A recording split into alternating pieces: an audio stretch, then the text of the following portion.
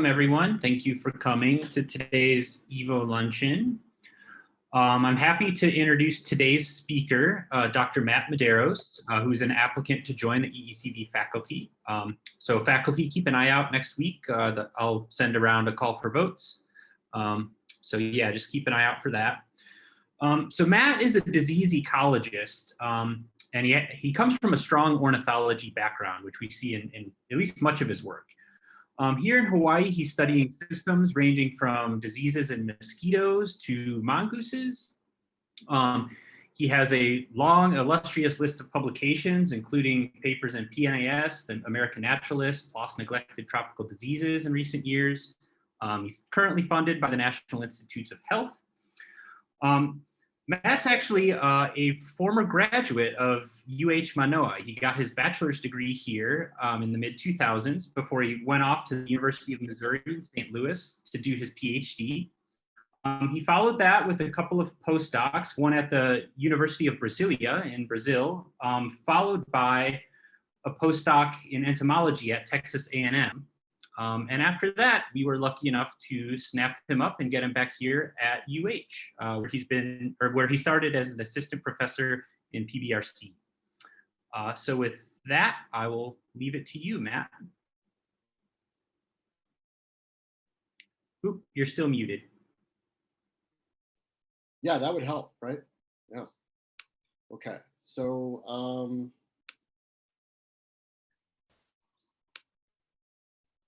okay, is everybody viewing the screen all right? Does this look okay? Okay. Okay, folks, thanks for this opportunity. Like Bob was saying, I've been a sort of a member, follower, attendee of EECB conferences since, I don't know, 2002 maybe. So it's been a long time coming. So I'm excited about joining the faculty. Today I'm going to talk about one wing of my research program, which is probably one of my more dominant wings. And it's really going to focus on the environmental and ecological factors that modulate the mosquito microbiome, right? Excuse me. Okay. So the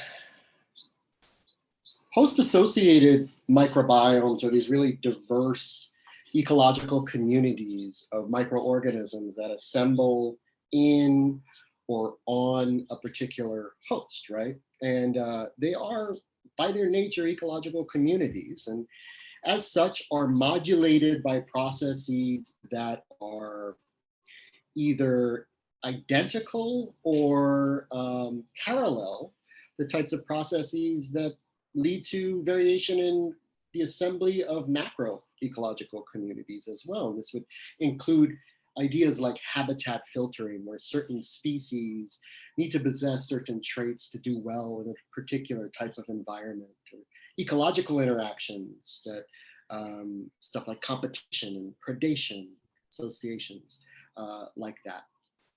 Dispersal, which is a key component of ecological community assembly.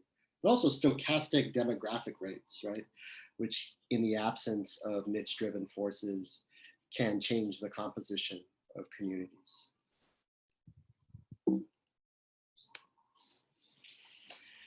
Turns out that these host-associated microbiomes have important functions for their host, right? They represent a large pool of gene products that are not integrated into the genome of the host, but instead are part of a metagenome. And these gene products can do things for the host that are essential under certain conditions. And we know that host-associated microbiomes play an important role in the growth and development of their host, in the metabolism of their host, in the maturation of the immune system, in demographic rates like fecundity and survival, digestion, even mating sets can be modulated by the microbiome. And in a lot of ways, the diversity of the microbiome is linked to the function of the microbiome. It's easy to imagine why.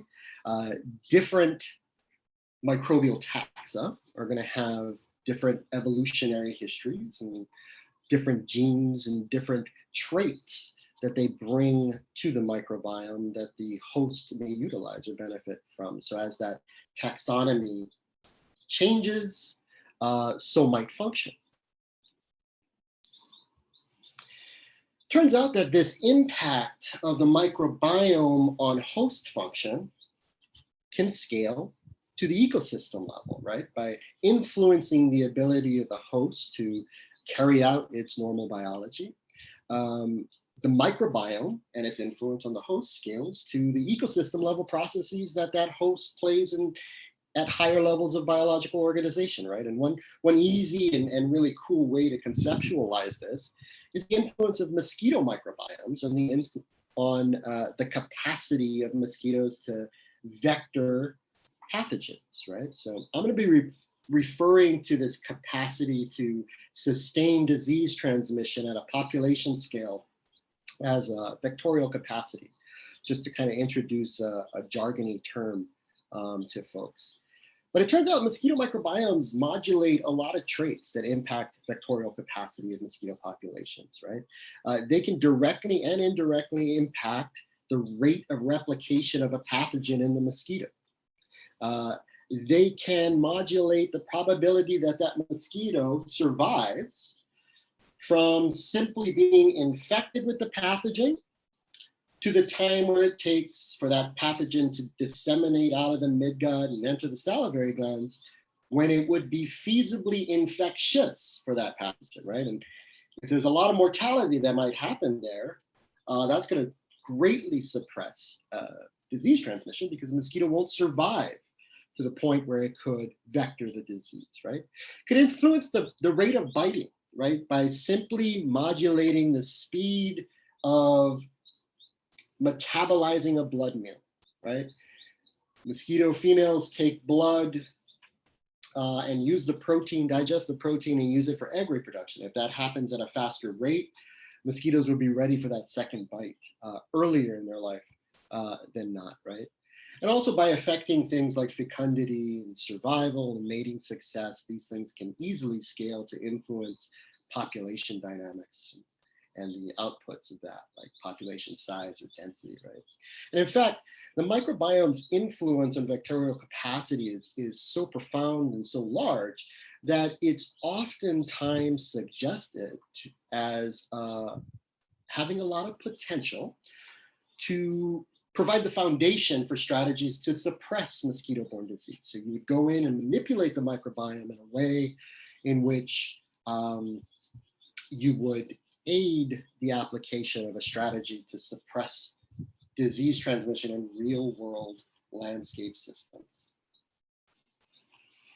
The mosquito microbiome is a kind of a cool system to study microbiome assembly and microbiome dynamics. So one of the features of the mosquito microbiome that differ from, let's say, the human microbiome, which is a very well-studied ecological community, is that it's characterized by low alpha diversity, but high beta diversity. So what do I mean by that? Well, essentially the mosquito microbiome is composed of a small number of microbial taxa, especially relative to vertebrate microbiomes. Anywhere from 5 to 50 taxa might make up the quote unquote core microbiome of the mosquito. The evenness of these species is also quite low. So oftentimes, this is pretty typical for ecological communities, you'd have a handful of dominant species and many, many rare species, right? But one of the really interesting features of the mosquito microbiome is high turnover between individual microbiotas as you move between individual hosts, right? So one mosquito can have a very different composition of microbes in their microbiome relative to another. And I'm going to refer to that as, you know, species turnover or beta diversity, right, in the mosquito microbiome. And these drivers of mosquito microbiome beta diversity, that turnover between individuals, is really poorly understood. So here's where my research comes in, right? I am interested in sort of pie in the sky, you know, umbrella paradigm here in resolving the rules of assembly of the mosquito microbiome, right? I also want to clarify the consequences of that diversity that derives from that assembly process on host function and how that impact on host function will scale to impact disease transmission, right?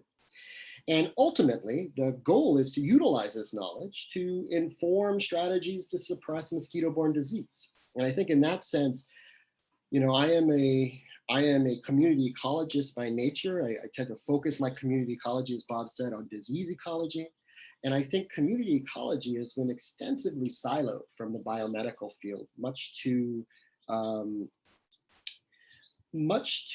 the detriment of progress in that field, especially in research connected to microbiomes and health, as well as zoonotic disease. Community ecology has a lot to offer.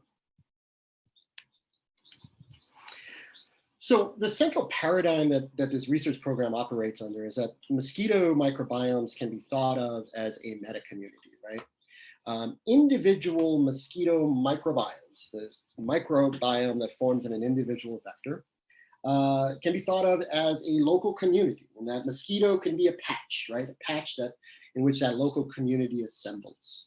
And that patch, that mosquito, can differ in its environment that it provides to colonizing microbes as you move between individual mosquitoes. There's a lot of different environmental and ecological pressures that can modulate that change, right? However, each of these microbiomes and these individual mosquitoes are not independent of one another. They are connected through what we would call in disease ecology transmission, but what a meta-community ecologist might call dispersal, right? So microbes are being transmitted or are dispersing between these individual hosts or patches. And this really fits nicely with the concept of the meta-community, right? Here in this talk, I'm going to focus squarely on the environmental modulates of the mosquito microbiome, so that how those individual patches might have different environments and how that scales to impact the assembly of these individual microbiotas. Right? I'm going to talk about two studies, and I'm really just going to blend these two studies, although they were implemented as sort of two separate things. I'm going to blend these two studies in, and then at the end, I'll try to sort of tie them together in some way. The first one uses the natural landscape of Oahu, which is an extremely heterogeneous island environmentally, right?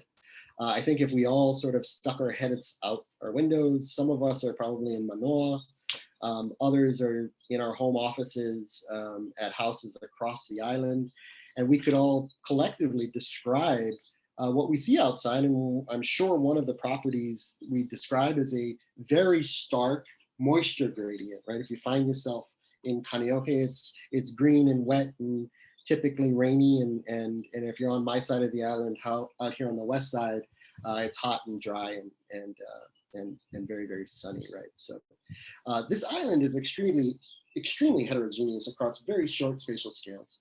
And I use this to try to understand whether or not natural diversity in the microbiome is linked to these environmental gradients.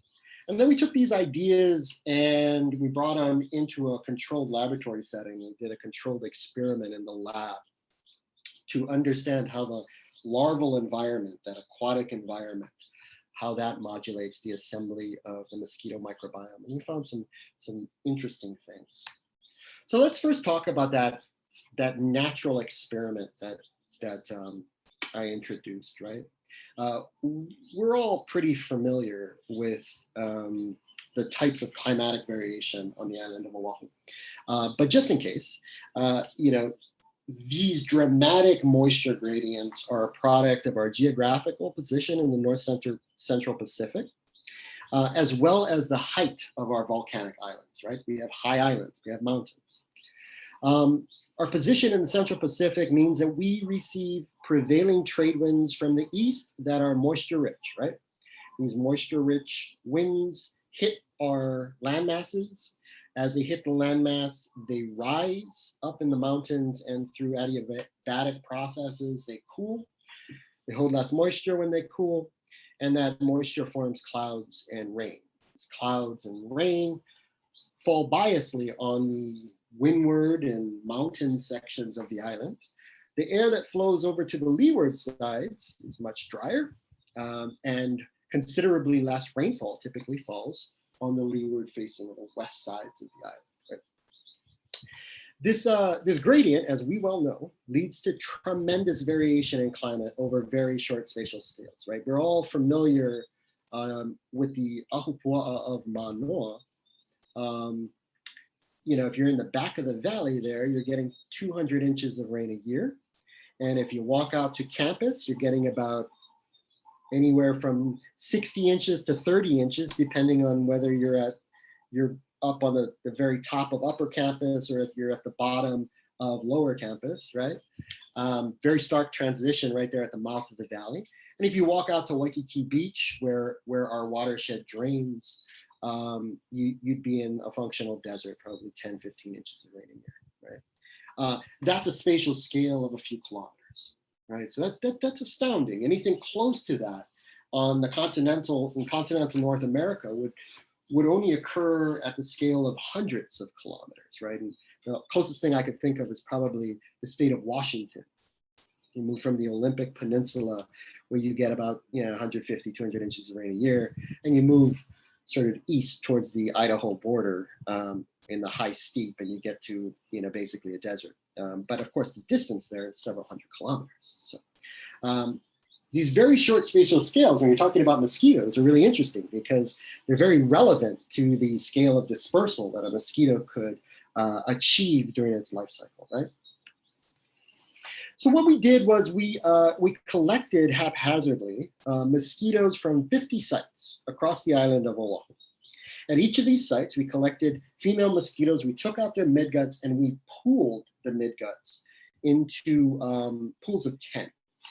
So each one of these dots represents a microbiome sample that consists of 10 females collected at that site at one particular time. All right? We extracted DNA. We ran this through established meta-barcoding pipelines and bioinformatical pipelines to basically profile the bacterial microbiome of these mosquitoes across this landscape. We extracted some information on the climate of these geographic points from the Hawaii Climate Atlas, and we performed principal component analysis, pretty standard, to sort of reduce the dimensionality of that. And then we used general linear mixed modeling to test species responses to climate while we controlled for spatial autocorrelation between these points. So we devised this experiment with this landscape scale moisture gradient in mind, right? And here you have a demonstration of that with our principal component analysis. So if you focus on the first principal component analysis, which explains almost 60% of the variance in the data, you can see that there's positive loadings on things like temperature and solar radiation, and there's negative loadings on things like humidity, rainfall, enhanced vegetation index, which is basically a look at how green the satellite image from that particular area was, and cloud cover, right? So these positive loaded variables are typically going to be higher in dry leeward environments, and these negative variables are typically going to be greater in these windward and mountain environments, right? And then you can see PC1 overlaid on the landscape, and it's not surprising that the mountainous areas and the windward sites would have these sort of darker shades of greens, these more negative values of PC1 score. And the leeward sections and the low elevations would tend to have these lighter greens, right? And you can see that our sites are more or less scattered across this gradient throughout the significant portions of the island of Oahu.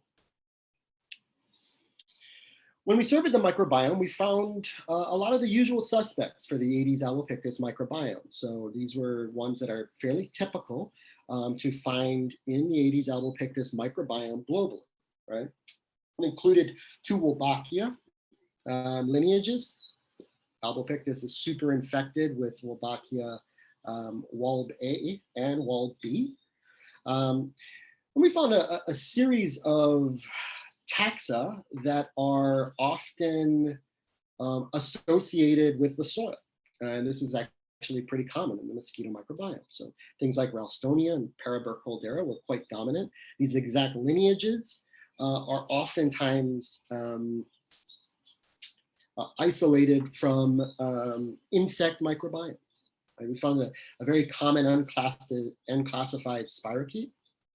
Several Enterobacteriaceae lineages. We found a very common Azaya, a kind of an interesting bacteria that typically occurs on high sugar substances in nature, so flower, nectar, rotting fruit, things like that. Several Pseudomonas lineages, Stenotrophomonas, Carnobacterium, Sphingomonas, and Chrysiobacterium. A lot of the same stuff people find in Aedes albopictus microbiomes and midgut microbiomes across the world. So when we looked at this diversity of taxa and how they respond in abundance, in relative abundance, to an environmental gradient like this landscape scale moisture gradient on the island of Oahu, we used a random slope to allow each taxa to respond differently across this gradient. And of course,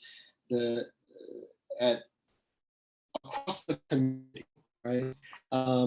This significant random slope would imply that species are changing in their relative abundance across that gradient. And if they are, that means the composition of the microbiome is changing across the gradient. We included models where we included this random slope effect. We included other models that had a spatially structured covariance. So the points, that were more distant or more close to one another, we assumed might be positively spatially autocorrelated. So we included some models that had that. We did all the permutations of those combinations. And what we found was the model that was best fitted to the data incorporated that environmental random slope and a spatially structured covariance. So there was still some variation that was spatially autocorrelated after that. So this really indicated that the microbiome of mosquitoes was changing in a predictable way across this landscape, and that even if you accounted for that variation, there was still some leftover variation that was spatially autocorrelated. Now, what's causing that spatial autocorrelation, I'm not sure. I think there's probably two possibilities. One might be that it is associated with dispersal, right? If you are closer to the source, you stand to be more abundant through dispersal process alone, right? However, of course, it may have nothing to do with dispersal. It could just be another environmental gradient that's orthogonal to the landscape scale moisture gradient, but still spatially autocorrelated, right? So we didn't capture it with our simple single variable model, right, of environment. Here's another way of looking and visualizing what we showed. We constrained the entire mosquito microbiome into two axes on using non-metric multidimensional scaling. Each one of these dots here represents a community of microbes that were isolated from these pools of mosquito midguts. And you can see that the color of the dot is supposed to represent the strength or the value of the PCA score 1, that measurement, that estimate of landscape scale, or that estimate of that moisture gradient, right? And you can see there's a clumping of green dots typically on the left side of the plot. And as you move to the right side of the plot, you tend to have a fallout from green and more positive values of PCA, meaning that the wetter environments and the drier environments across this landscape seem to be partitioning out a little bit in that ordination. This matches what we saw in the model. And here we have on the side here the conditional means of each one of those taxa that shows essentially their relative response to the environmental gradient variable. And you can see that some symbionts were more common in wetter environments, others more common in the dry environments. Okay, so this natural experiment got us thinking and was really, really exciting. And we started thinking about trying to resolve mechanisms by which this is happening in nature, right? See if we could bring some of these ideas into the lab and use careful, controlled lab experimentation to start teasing apart potential mechanisms. And we wanted to focus on two niche dimensions that we thought would vary across the landscape and would have a profound impact on the microbiome. The first is the detritus that falls into temporary pools that mosquitoes use to breed. It changes the chemistry of that water, and it provides basically the foundational input of nutrients into that system, right? So this detritus is really, really important in sort of shaping the environment that larval mosquitoes find themselves in. We made a series of botanical detrital infusions with two species of plants. We chose strawberry guava and ohia. And then we had a sterile water, or just a pure water treatment. So no botanical infusion. That was the other treatment in this particular niche dimension. And the reason why we chose these two plants is that they can form monocultures in the landscape, right? So we didn't mix up detritus to change the aquatic chemistry. We just relied on one plant. We thought it's feasible that actually some pools at a landscape scale could be dominated by either strawberry guava or ohia in different environments, because these plants tend to form monocultures in nature. The other dimension that we varied across this experiment was temperature, right? So we changed temperature, pretty easy to do. The warm treatment corresponded to the diurnal and nocturnal extremes at sea level on Oahu. And the cool temperatures relate to diurnal and nocturnal extremes at the upper limit of the Aedes albopictus range, where they're still common. Okay, so it's still part of their core range, but it's that upper limit. So again, trying to do our best to keep these experimental treatments rooted in things that actually go on in nature.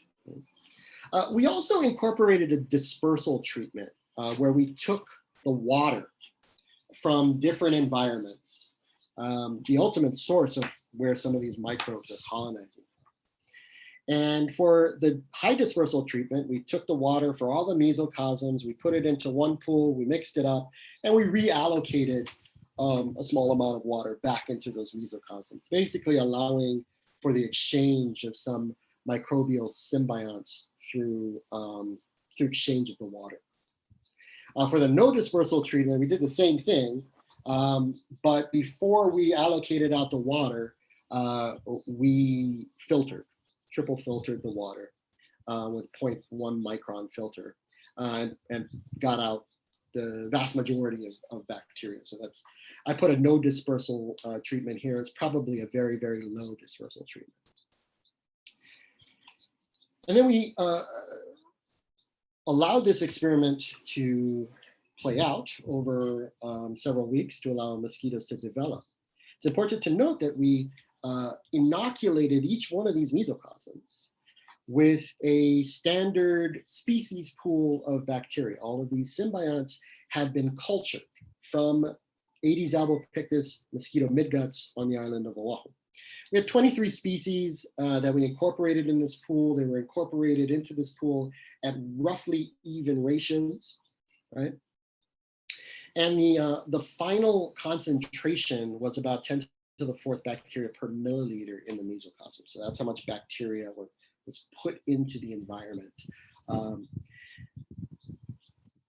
With azenic mosquitoes that had essentially no environmentally acquired symbionts.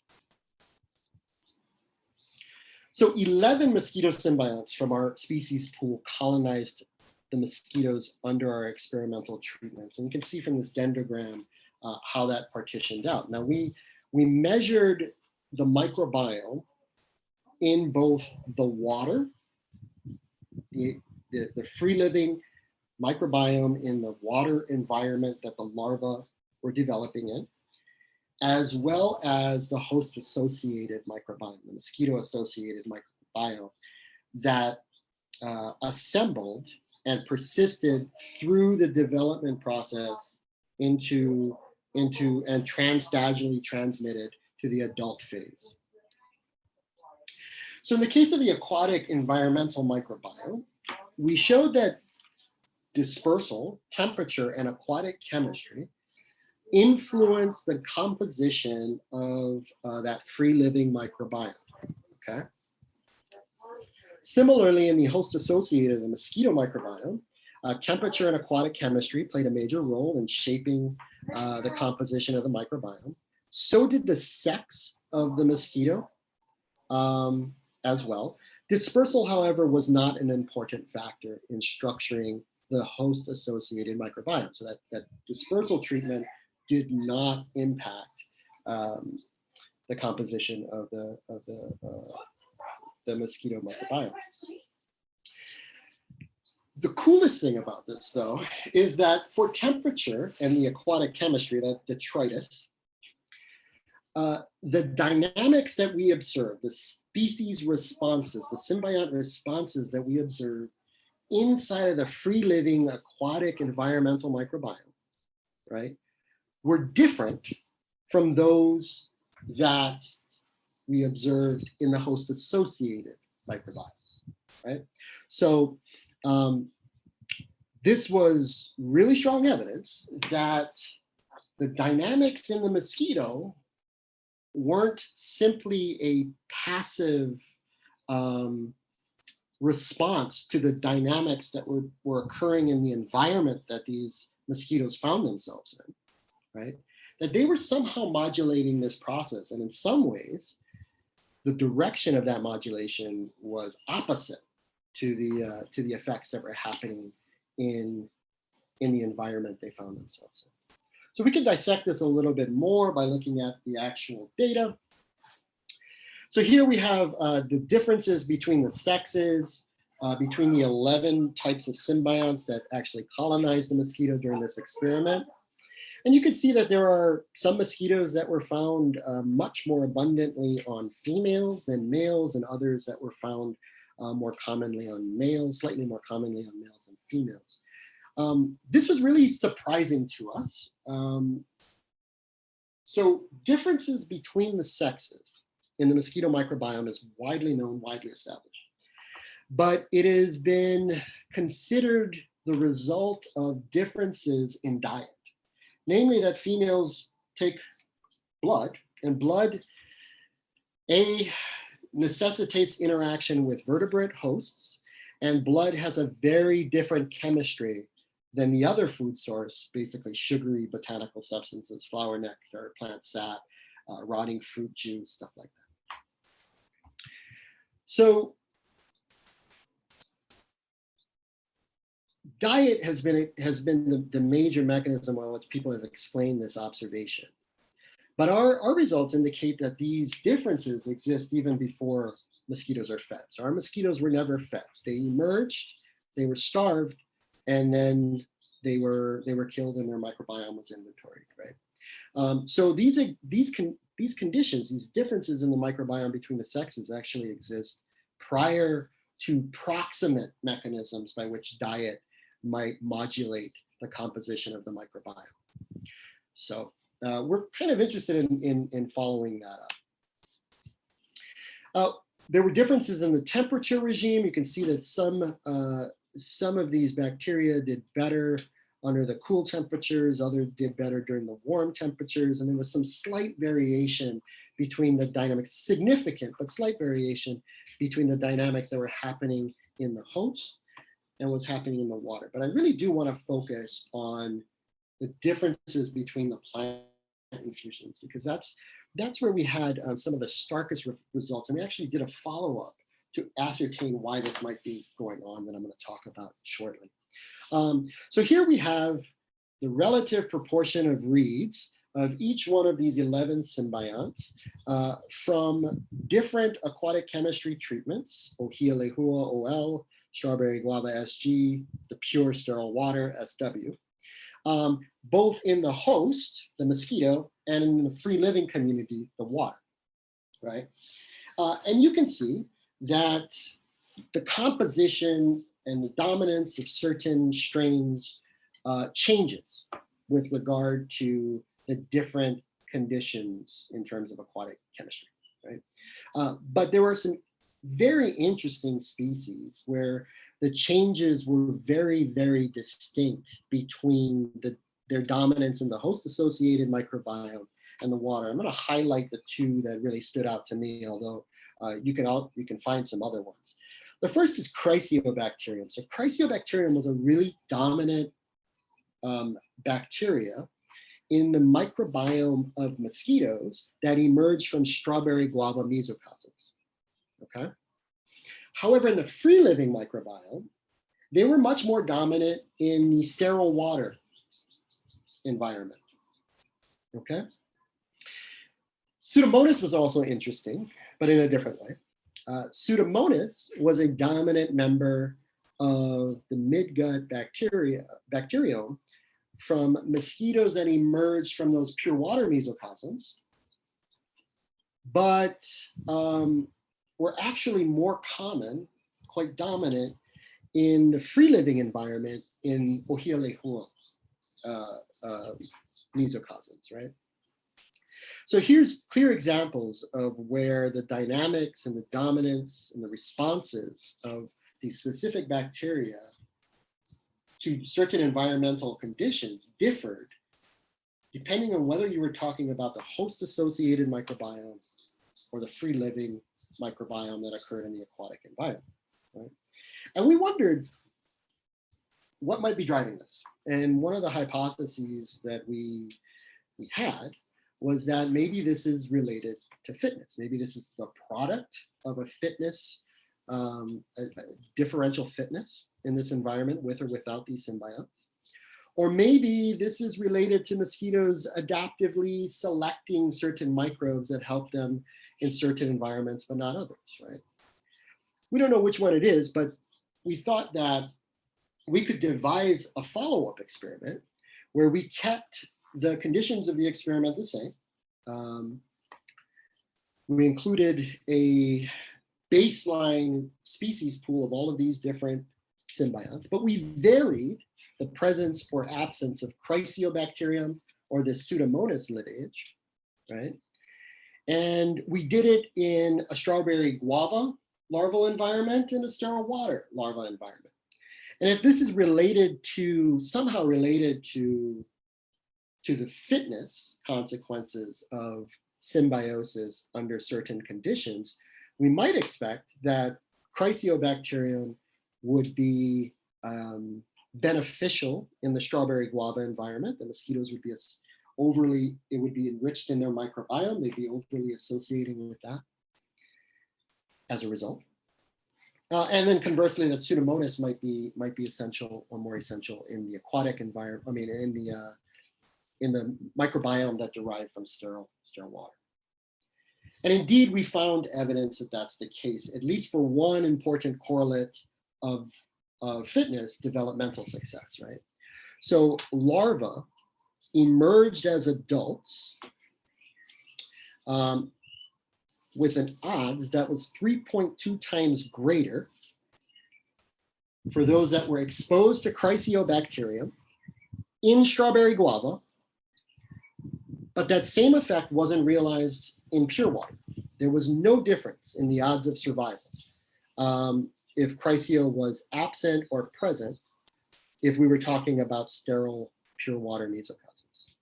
Conversely, we saw the exact opposite with Pseudomonas, that there was no change in the odds ratio of survival between the absence or presence of Pseudomonas in strawberry guava But when we looked in the pure water mesocosms, we saw that the odds of survival in pure water mesocosms were 4.2 times greater for those mosquitoes that had Pseudomonas present in the environment than those that were absent. So we found some evidence that symbionts are indeed associated with greater developmental success, but this fitness advantage is specific to individual environments. So we're pretty excited about this, and we're continuing to carry on a lot of research and sort of understanding these effects to a greater degree. So the next two slides, I'm basically just going to try to conclude, make some conclusions about both of these studies together. So the first thing is, it's pretty clear, and it's not shocking to many community ecologists, that the environment would be an important modulator of beta diversity in the mosquito microbiome, right? As environments change, it's a reasonable hypothesis to expect that the species pool of available symbionts to colonize those mosquitoes from environmental sources may also change, right?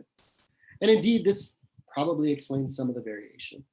But our study here is also demonstrating that the environment can change the host, right? And this is sort of a departure from conventional meta-community or macroecology meta-community dynamics, that the environment and the host patch can interact and add an extra level of complexity to the situation, right?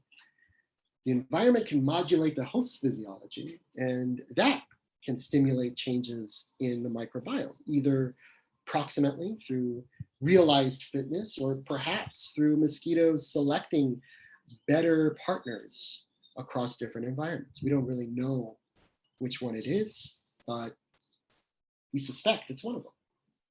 So indeed, the environment is a modulator, and it's probably working by both controlling the regional species pool of bacterial symbionts that can colonize mosquitoes, but also by controlling the environment provided by the mosquito itself to those symbionts. We're really excited about these impacts of these dynamics on phenotype differently among these different environments, right? We found pretty clear evidence for a fitness advantage of symbiosis, but it was environmentally specific, right? And that's really interesting. We don't really understand the mechanisms or what's going on there. But we saw a pretty stark increase in developmental success, which has to be an important correlate of fitness. So what are the future implications of this? Well, I think one thing is, and I'm going to make the argument that, you know, we've stumbled upon a really cool model system to study microbiome assembly. Like mosquitoes can be made to be xenic, so they don't have any environmentally acquired microbes. We can autobiotically transform these mosquitoes by introducing them through their environment to new microbes. We can follow that assembly process fairly well. We're dealing with a community that has a lot of beta diversity, so there's important variation to study, but it's a tractable system because it's vested on a manageable amount of symbionts that can colonize, right? That relatively low species richness.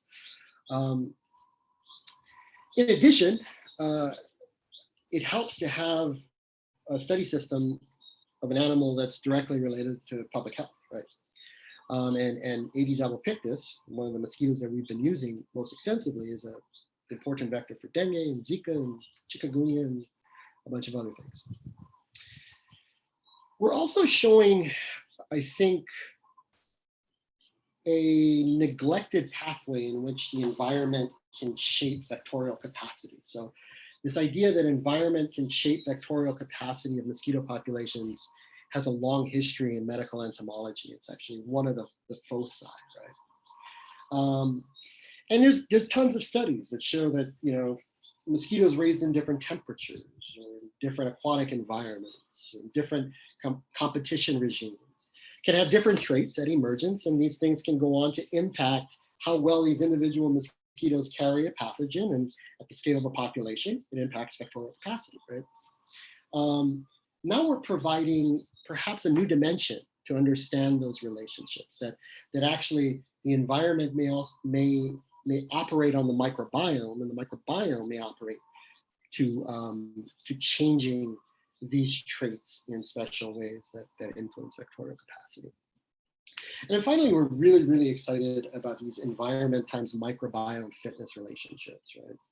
And I'll sort of highlight one thing where we think it has some really important implications, right? So my esteemed colleague, Floyd Reed, right, he is devising a gene drive system that relies on underdominance to effect suppression of disease transmission across the landscape. Right? Turns out there's other strategies one might use too, right? You could actually use microbes. Instead of modifying the mosquito itself, you might modify the microbes, or modify the metagenome by changing the composition of the microbiome in ways that suppress disease. All of these new strategies, these really exciting new strategies, are emerging largely because our old strategies of pesticides are no longer sustainable, right? So we're coming up with new ways to do it. And all of the most promising ways deal with transforming batches of mosquitoes in the laboratory environment, mass rearing them in captivity, and then releasing them on the landscape to enact some sort of change in the population that lowers disease transmission. It turns out the environment in the lab is very different from the environment in nature. And the microbiome that assembles in the lab is very different from the microbiome that assembles in nature, right? And the implications of that aren't clear. But we do know that one of the most formidable barriers to the success of these next generation strategies is the success of these mass reared captive mosquitoes in nature, where they have to enact the process of mating with wild type females, interacting with wild type members of the population to actually drive the new trait that would suppress disease, right? And if there are microbiome times environment fitness relationships, these mosquitoes might be ill-equipped in terms of their microbiome and the functions it provides to be competitive in this environment. So sort of thinking about how we might be able to learn the rules of assembly of the mosquito microbiome to manipulate microbiomes so that even these strategies, they don't have anything to do per se with the microbiome itself, might be benefited by this knowledge. So that's what I got for you guys. Just some acknowledgements. My team includes my graduate students, Priscilla Seaborn from entomology, Dania Weber, and Chasen Griffin from zoology. And I've had the opportunity to work with two outstanding research technicians with CMAICI. Some other folks, some senior folks have really helped shape the ideas here and stuff. And this has all been funded through an NIH grant in which I'm the project lead. So yeah, so thanks for your attention, and I look forward to any questions you guys might have.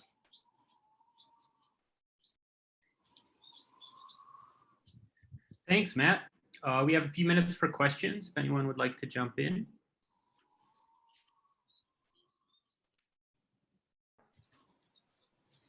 I have a question. Mm-hmm. So sorry, Matt, I might just missed this. So the survival study, was that a separate study or was that from the same? Yes, yeah, I probably blew over that a little fast. It was a separate study, yeah. Oh, so excellent. We actually did it again with that in mind, yeah. Yeah, because otherwise I was like, are you testing I hypothesis from the data that you generated, the hypothesis? Yeah, no, I didn't double dip. Good, excellent. Very good example for everyone. And I had one other question about, can you comment on maybe connecting this more directly to avian malaria transmission? Like, do you know certain microbes that might be impacting vectorial capacity that you're already documenting? Yeah, so I think there's a lot of parallels between avian malaria and human malaria. And paratransgenesis, which is sort of like modifying the microbe, that occupies the mosquito's midgut and prevents malaria from replicating or something, is being pursued as a mechanism to suppress human malaria. And we do know that some microbes, certain lineages of bacteria, for instance, possess some sort of natural ability to suppress Plasmodium replication in the midgut. So we know that, we have these anecdotal information that yeah, the microbiome can modulate Plasmodium transmission. And it can do it likely for human malaria as well as avian malaria. I'm not sure how realistic paratransgenesis is in terms of an actual feasible mechanism to suppress things at the landscape scale. I think if you start carrying it out to its extreme, it can get a little harder to control. I think transgenesis of the vector. Fred's going to be happy with me. So the transgenesis of the vector is probably a better strategy, right? But I am really interested in trying to determine whether or not the microbiome manipulation strategies that I'm talking about can be used to enhance the competitiveness of these engineered mosquitoes and kind of prep them for their big display on the landscape, where they would actually drive a new gene into the population to suppress mosquito-borne disease. And if that's the case, then that can be used across systems and across mosquitoes, independent of a disease system. So it could be used with Culex twinclefasciatus in avian malaria, or Aedes aegypti in dengue, so on and so forth.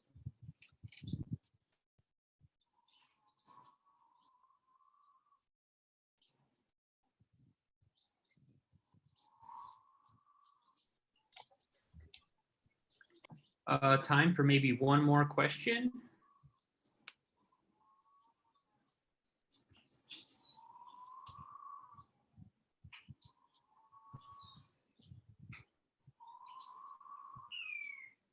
Okay, everybody's bashful today, Matt. All right, so I think maybe we'll go ahead and end it there. Let's thanks Matt again for that really interesting talk, super relevant for Hawaii. Really interested to see where all this goes, Matt. Thanks, man. So have a good weekend, everyone, and we'll see you next Friday. Bye-bye. Thanks a bunch.